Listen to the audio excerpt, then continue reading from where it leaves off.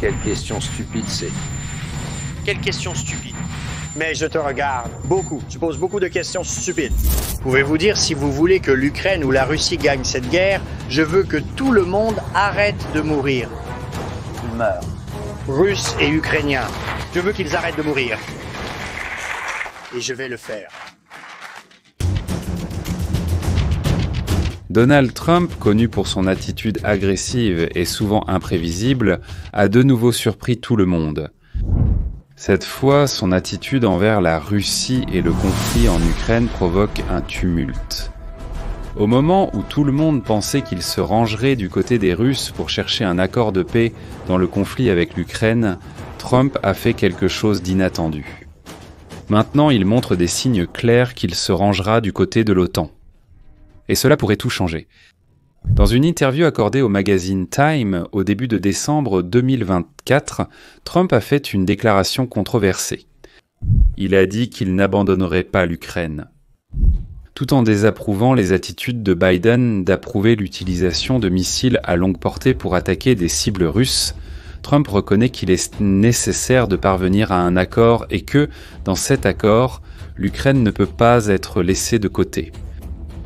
Cette déclaration a attiré l'attention principalement parce qu'il y avait beaucoup de soupçons que Trump avait une sorte de proximité avec Poutine. Le soupçon a commencé là en 2016, pendant sa première campagne présidentielle. À cette époque, Trump a été la cible de nombreuses accusations de collusion avec la Russie. Ces allégations se sont principalement concentrées sur le supposé soutien russe à sa campagne, laissant de côté sa rivale Hillary Clinton. Cette préoccupation est devenue si sérieuse que la communauté du renseignement des États-Unis, avec le Federal Bureau of Investigation, a commencé à enquêter sur d'éventuels liens entre la campagne de Trump et le gouvernement russe. L'enquête a duré 2 ans et ils n'ont finalement trouvé aucune preuve qui pourrait lier Trump au gouvernement russe. Néanmoins, les rapports ultérieurs n'ont pas totalement disculpé Trump de toute conduite inappropriée, ce qui a laissé de nombreux doutes sur un éventuel lien indirect entre eux. Il pense qu'il est sorti indemne, sa réputation intacte. Même après les enquêtes entre Donald Trump et Vladimir Poutine ont continué à susciter des soupçons. Pendant son mandat, les interactions entre les deux ont souvent été perçues comme trop amicales, amenant les analystes et les critiques quand il y a à se demander si Trump était trop amical avec la Russie.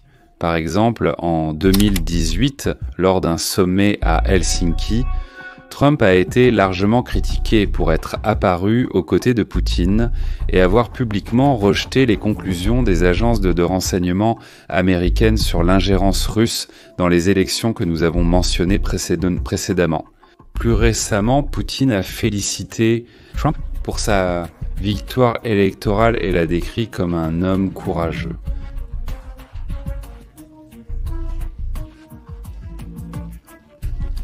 Le président russe a également affirmé que l'affirmation de Trump, selon laquelle il pourrait aider à mettre fin à la guerre en Ukraine, mérite au moins de l'attention.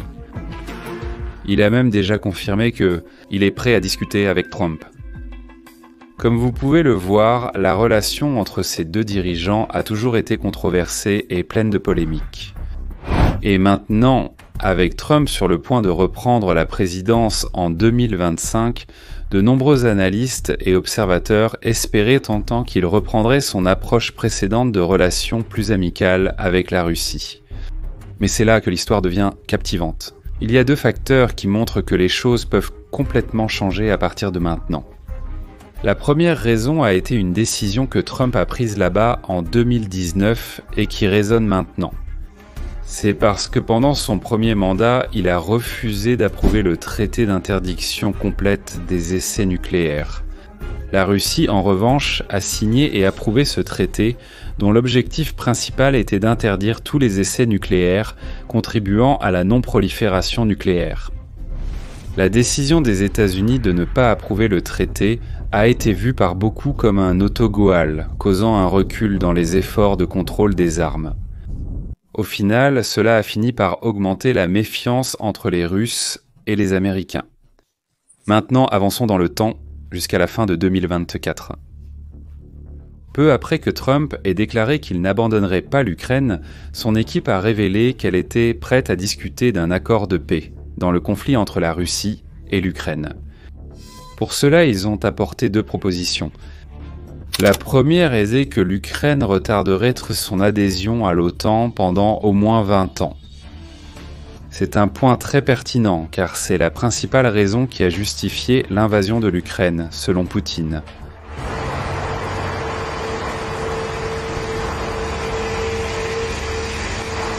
La deuxième proposition implique l'envoi d'un contingent militaire européen en Ukraine. Mais ces troupes n'iraient pas là-bas pour se battre. L'idée est que ces soldats aident à stabiliser la région et facilitent un cessez-le-feu permanent. Comme on pouvait s'y attendre, cette initiative a suscité beaucoup de débats à travers le monde. Beaucoup ont vu cette proposition avec méfiance, se demandant si elle serait vraiment efficace. Et sachant cela, vous devez vous demander quelle a été la réaction de la Russie en apprenant cela. Ont-ils approuvé l'idée ? Eh bien, comme on peut l'imaginer, la réponse des Russes n'a pas tardé à apparaître.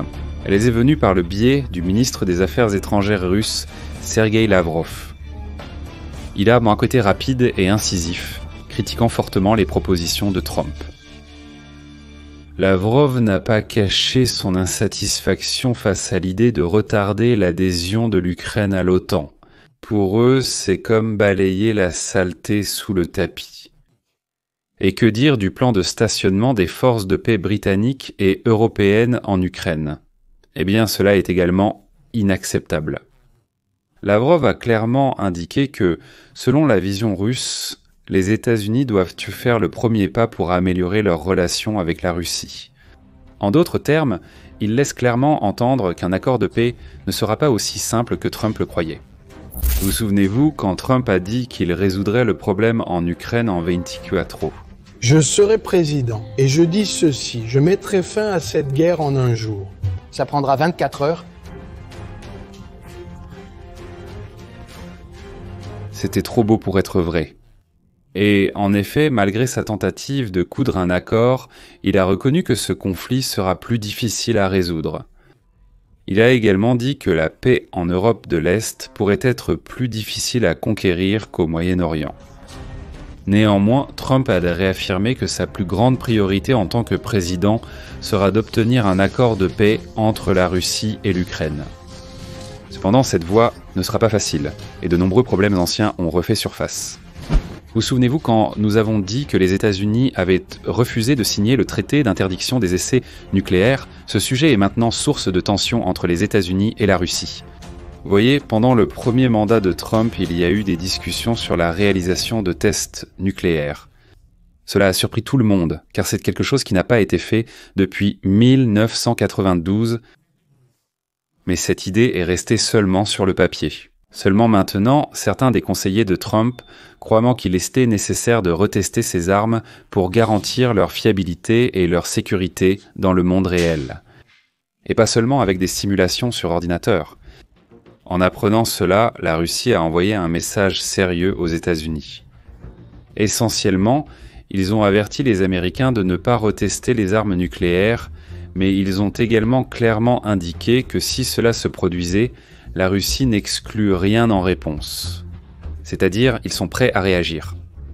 Et cela inclut même de penser à reprendre leurs propres essais nucléaires, chose qu'ils n'ont pas faite depuis l'effondrement de l'Union soviétique en 1991.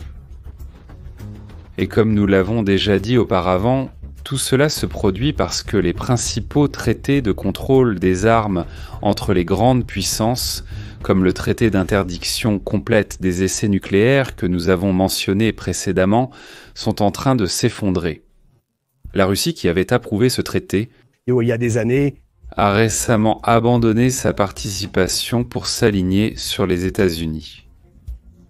Maintenant, les deux pays modernisent leurs arsenaux nucléaires et les experts craignent que cette tension entre ces puissances, y compris la Chine, puisse conduire à une nouvelle ère dangereuse d'essais nucléaires.